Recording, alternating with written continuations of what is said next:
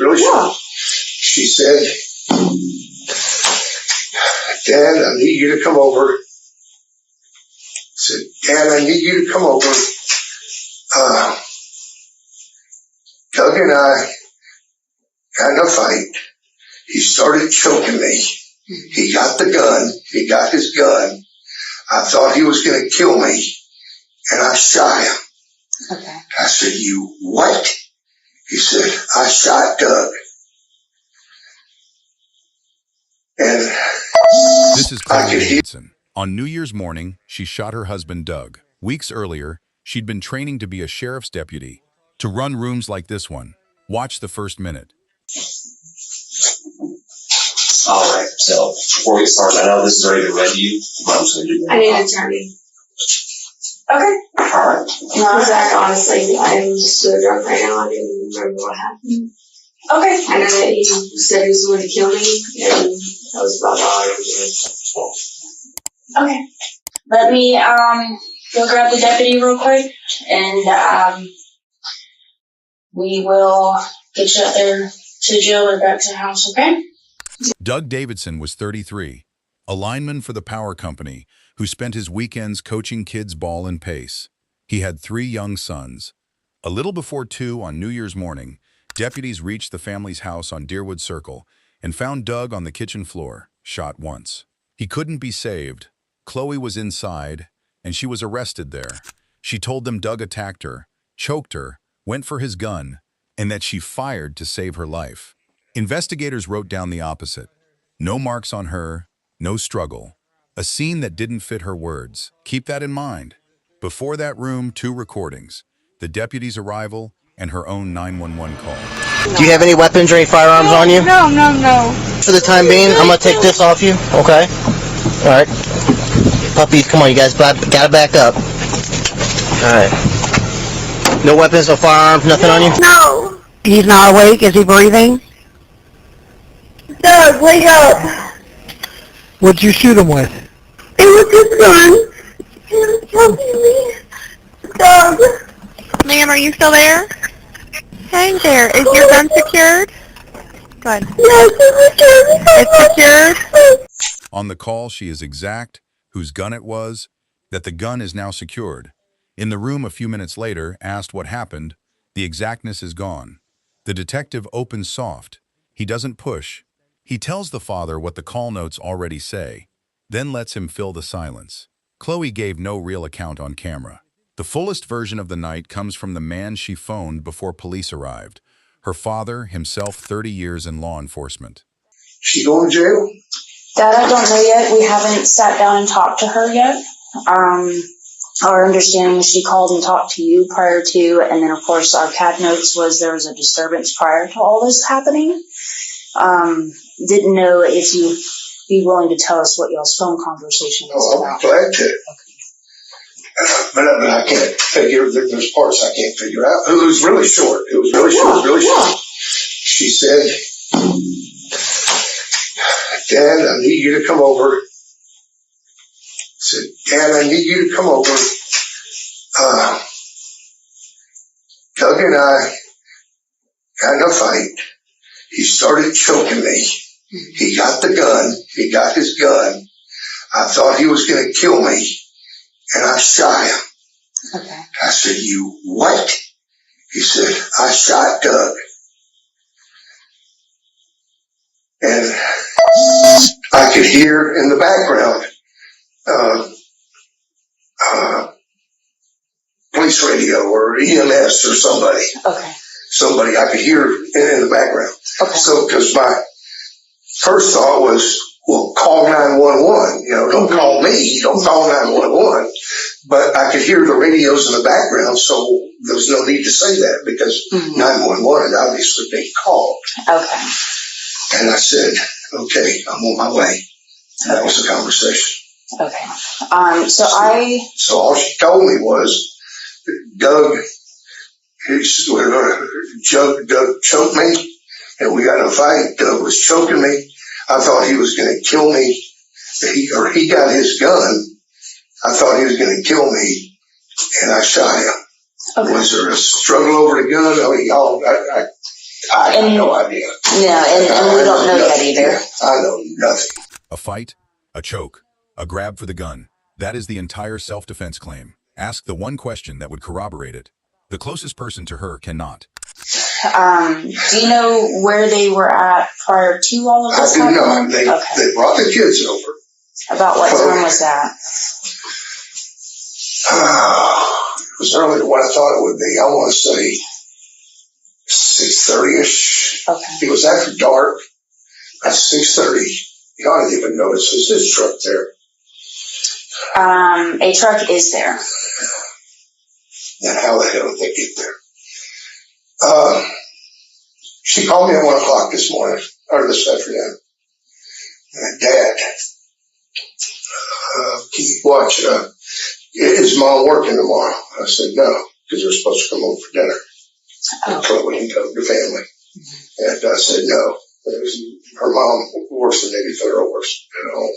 Oh, okay. From home. Yeah. So whenever, and just like she worked some holidays, Thanksgiving, so if she worked, she couldn't come. Mm-hmm. You know, they couldn't have anybody over because it was always in the background. Yeah. So, anyway, I said, no, she's not working. And, she goes, well, we were thinking about taking the kids to, downtown, but Doug and I want to go out. I'm like, okay, we all need some me time. Mm-hmm. And so she was asking me, why can't I? Like, sure, bring them on over. And I guess it was 6:30. She called shortly before. I get my phone and look at the phone log, tell you, because she called when she left the house. Okay.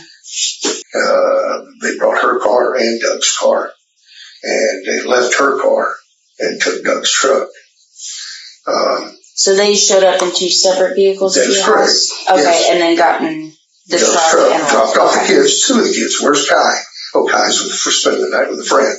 I don't know what friend, but Kai's 3 kids. Kai 13. Okay. Kai 13, Dawson 11, and Jack 3. Okay. So he, anyway, where's Kai? Kai spent the night with a friend. And, oh boy, this is really ironic. And, anyway,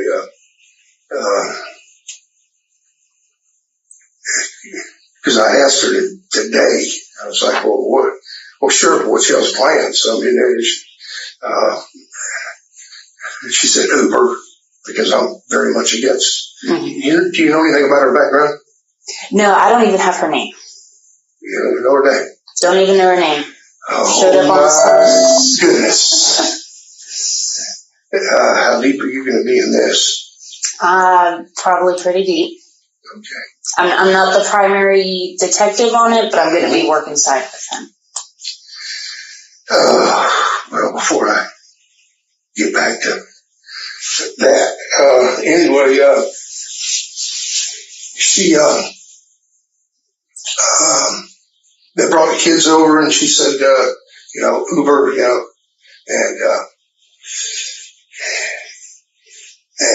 anyway, they got the kids off, and like I said, about 6:30, I can tell you closer by looking at my phone, see what time she called me when they left the house. And, that was it. They dropped the kids off, and as they were leaving, I shook Doug's hand as he walked up, shook his hands when they left, and, I said, big plans for the night? She said Uber. And, I mean, a bad night to be going out. Mm-hmm. Bad night for them to be drinking. Bad night for them. Any night's bad for them to be drinking. 2 cars, 2 drivers, both of them headed out drinking on a night her father calls a bad one to drink. The detective barely steers. He lets the father talk, and the father keeps reaching for the parts of his daughter he wants on the record. Have they been having issues? Yes, they have been having issues. Did they seem okay when they dropped off the kids, or did it seem like it's just kind of like... Oh, they were fine. They were fine. They were, it's been good. They have had issues. I'll tell you of the issues. I guess he had issues. And it was good to see him. Christmas really getting along really good. Okay. They've had, oh Lord, can I tell you stories? How long have they been together? I want to say 11 years. No, 12 and a half years. Okay. They've been married, I think 7, 8 years. Mm-hmm. They had Dawson, who's 11. He was 3 years old when they got married. Okay. He has Kai from a previous marriage, but Chloe's adopted him. So Kai is Doug's not. She is his legal mother. She has adopted him. Okay. Stephanie Serta is Kai's. That's his first wife, ex-wife, and Kai's mother. But your daughter's adopted Kai? Yes. Okay. She has. Chloe graduated from high school in 2008.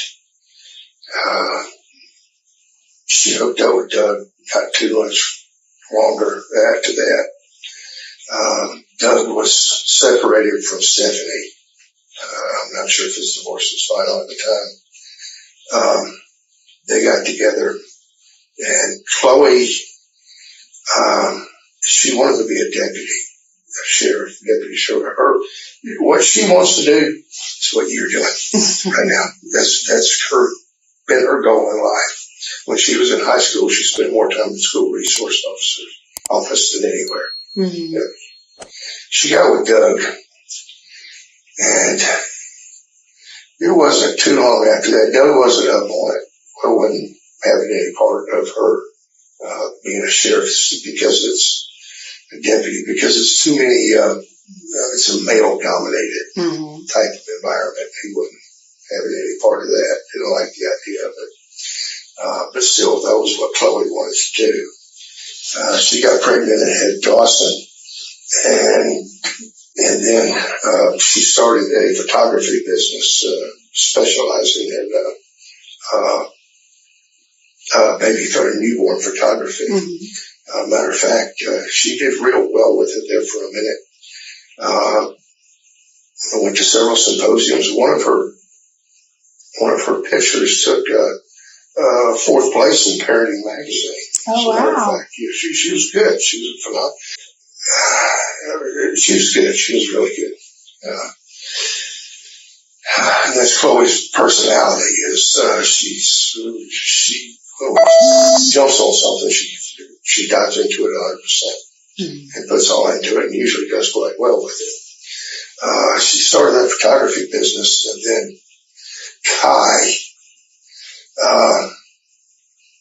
Kai came down with leukemia. And he had leukemia, I want to say, about 3 years. And she basically had to back off the photography because of Kai. She was his full-time caregiver. And matter of fact, at one point, he was a Sacred Heart. They pronounced him terminal. They couldn't do anything more for him. He got whatever, forget the acronym, but it's where the capillaries in the liver, because of the chemotherapy, close up and the blood no longer flows through the liver. Gotcha. He bloated up, and they pronounced him terminal, but there was a experimental drug that was going through clinical trials in Jacksonville, Children's Hospital in Jacksonville. So he was life-flighted over there with a 30% chance of it working. I thought he was going to come home in a box. 3 weeks later, he came home. A couple of years later, he went into remission. And he's now 13, and Kai, I want to say, was 5 at the time. This is the same woman who, years earlier, all but lived at the hospital while her stepson was given weeks. And the one thing she'd chased her whole life, the badge, was by that New Year's already gone. Not long after that, she she got pregnant with Jack. And she had Jack 3 years ago. And then her biological clock started ticking. And she still all along wanted to be a deputy. Wanted to be what you are. You want to be an investigator. And she had to put that off because of Jack. And I remember saying about 30, when she was about 30, she finally decided that, when she was in her 30s, finally, hell with it, I'm doing it. Whether you like it or not, that's what I want to do. And it's now or never. So when she rolled over at Georgetown, and August 16th last year,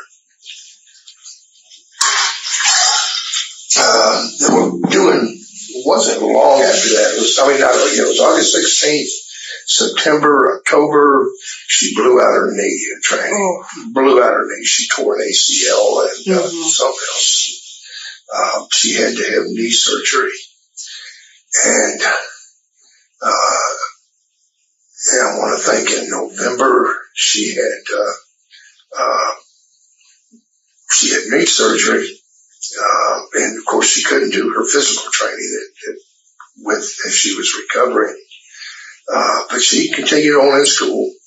And in January of this year, the boys came down with COVID. And there she was going through. And she got picked up, I want to say, in December, November, just before the surgery. Just before everything went south, she got picked up as a cadet at Escambia County. And as a cadet 3.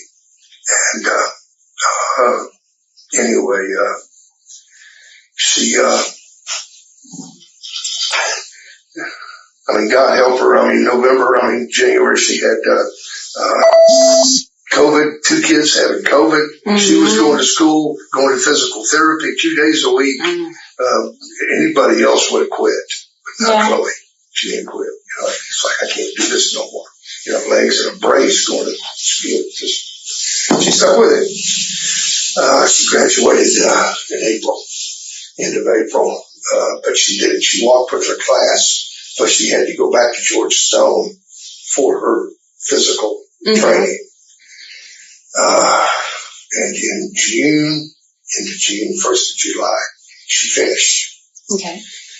The day after she completed Georgetown, she drove to Gainesville and and then took her state exam.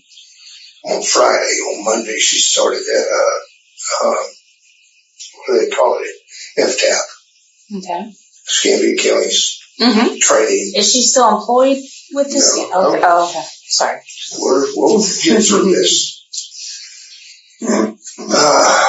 And then she went through the FTAP, and my dates escape me, but somewhere in July, there was like 5 weeks of FTAP, 4 weeks. And then she went into FTO, phase 1, phase 2. She went through phase 2, and everything was, she did okay. And I had a couple problems that she did like a week of remedial. Then she went to phase 3. They gave her her own car. She was Frank 26. And then she got put with a Deputy Graves. I got a lot of problem with the way this went down to Escambia County. Day one, first day of FTO, he wrote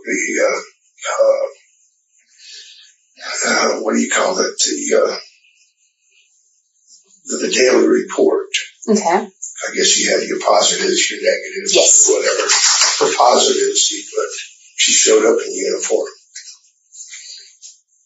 And it went downhill from there. Pinned on in the fall, pushed out by the holidays, the badge she had waited her whole life for barely outlived the year she earned it. Okay. They had investigated. There was a murder over in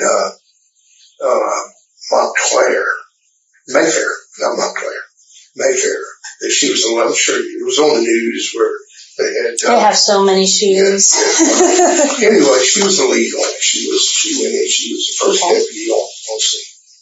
And I was there when the guy died and everything. And actually, he was still alive when he went to the hospital. But anyway, she thought she'd done real well with it. But anyway, it was the second week, or the second day she was there, the deputy or FTO asked her if she had brain trauma. It's like, if you had a traumatic brain injury or something. And she said, no. So you sure are stupid. And it just kept on going like that. And I told Chloe, I said, probably the best thing you can do is just back out of this one, because it was 2 weeks into it, because it was a 6-week FTO. 2 weeks into it, it was one of the officers had some kind of thing in there.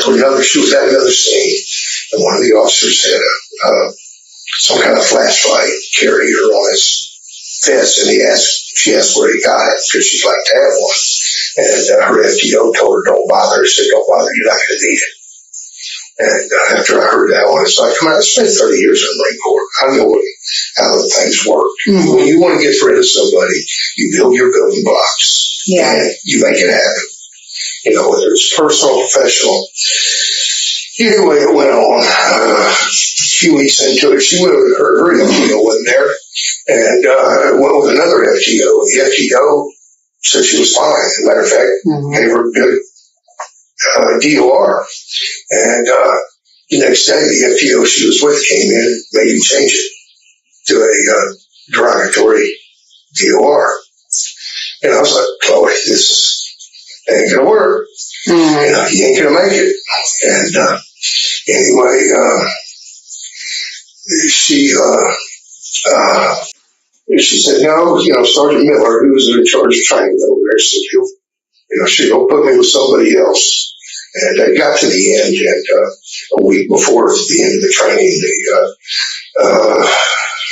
Sergeant or Deputy Graves, who was her FTO, told her, I'm going to recommend you be terminated. And she talked to Sergeant Miller. Sergeant Miller said, no, I'm going to put you with remediation and put you with somebody else, which she did on Thanksgiving. She told me about it when they were over Thanksgiving, and the following week when she finished. But anyway, the phase 3, and she talked to Sergeant Miller, and anyway, she went to meet with her new FTO for the remediation. And Sergeant Miller called her in and said, you need to resign or be terminated. Her father's red, and he carried a badge for 30 years himself, is that the washout was built to happen. The detective steps him off the marriage for a moment. What Doug did for a living, then lets him circle back to the trouble on his own. And apparently what had happened was Graves, Sergeant Miller, who was going to remediate her, Graves went over his head and talked to his boss, Gotcha. The lieutenant, and the lieutenant said, get rid of her. And that was the end of that. Okay. But so Chloe has training in law enforcement. Mm-hmm. What does Doug do? Doug is a lineman for Gulf Power. Okay. When they first met, he was a power plant operator out of the Chris plant. And when Florida Power and Light bought out Gulf Power a couple of years ago, they converted Chris plant to a natural gas from a coal. The coal took 200 employees, natural gas to 20 something. So 100 and almost 200 people had to walk or get paint slips or whatever. So he went from a level 3, power plant operator to being an apprentice lineman. Pay cut in half from $50-something an hour to $26 an hour. Yeah. It hurt. But at least he still had a job where he could Yeah. work his way back up. And that's probably, I want to say, been 2 years. Okay. But anyway, What, so you want to know about their recent problems. mhm. Doug, I always thought was a really good husband. Then the marriage. Watch how he raises the other woman and buries her in the same breath. I thought a good couple, and they've never really had issues. Doug has always been very possessive of Chloe. Okay. But like I told Doug, and I told him several times, see, Chloe she despises any cheaters. She despises cheaters. The worst thing in her book is a cheater. Okay. And I told Doug many times, well, you don't worry about it. I'm like, listen, Doug, one thing you ain't got to worry about is Chloe cheating on you. That's one thing you ain't got to worry about. That will never happen. And well, anyway,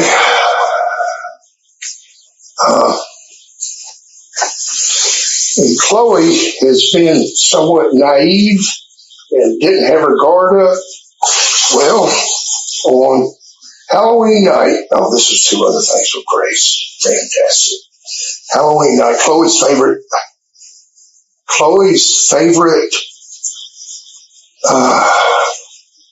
holiday has always been Halloween. As a child, that was her favorite more than anything. And anyway, she was supposed to get off at 4. And Grace kept her, and he took a call that they didn't need to take, and she didn't get home till 9 o'clock. Did that on purpose. Same thing on Jack's birthday on the 20th of November. He did the same thing. She was wanting to get off to go home. No, he took a call they didn't need to take, so she didn't get home till 9 o'clock. Jack was already asleep by the time she got home. Sorry, son of a bitch. But anyway, that's just spiteful. You don't do that to people. Mm-hmm. But anyway, a weekend before Halloween on a Monday, Doug,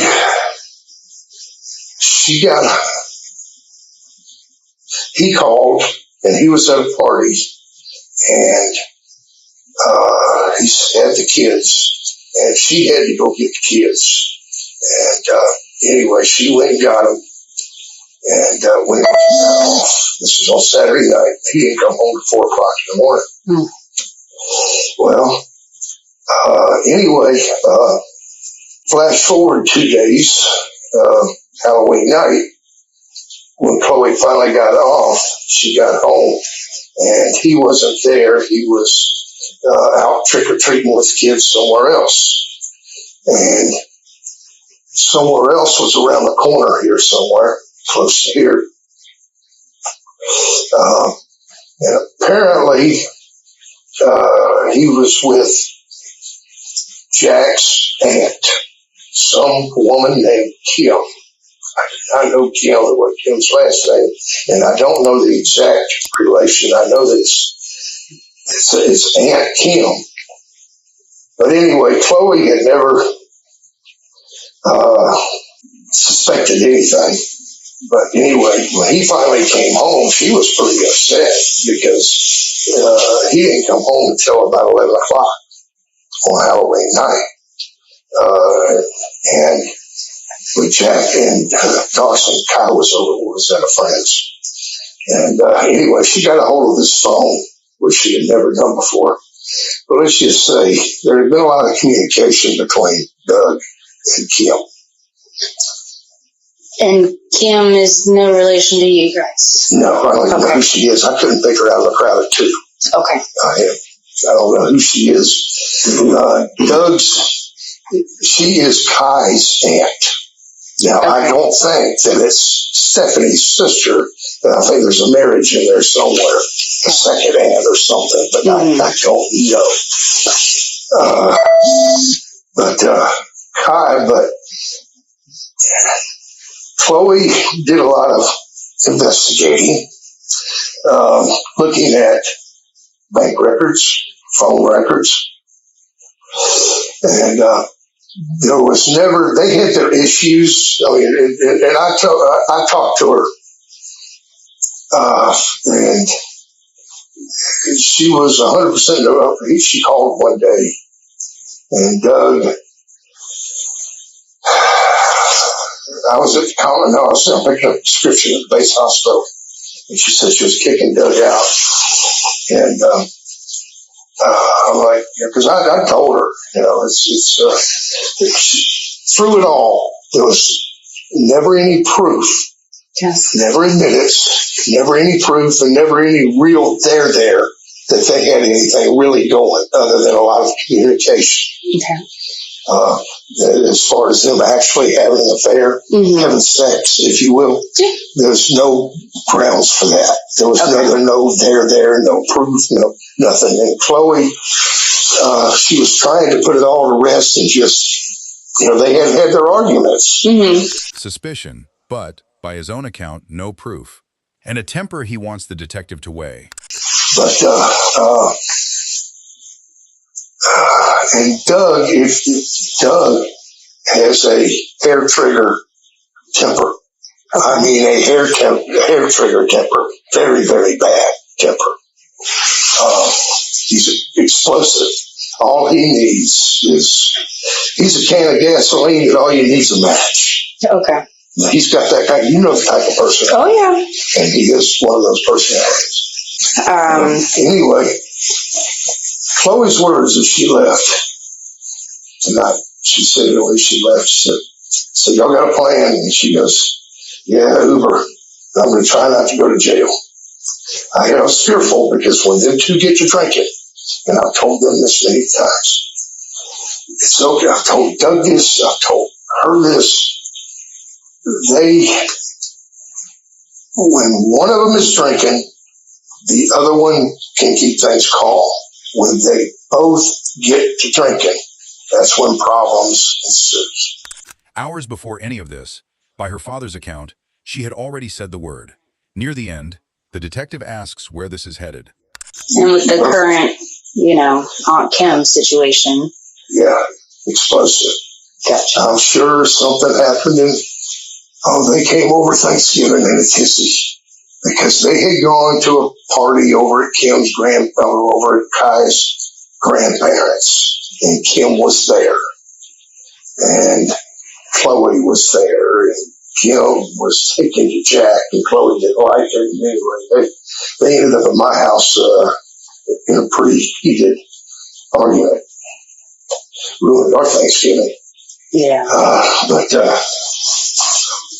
But anyway, and I told them both, it's like, she needs they're going to marriage counseling. And, Doug's dead, ain't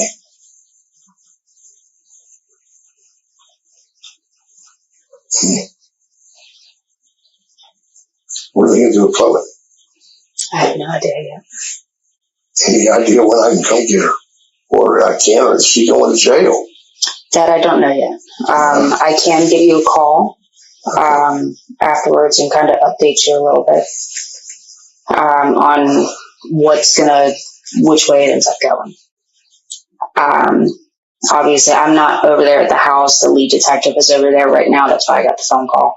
And I don't know how y'all treat it. I don't know what y'all do with it. But I would take great credence in the words that Chloe said to me. I thought he was going to kill me.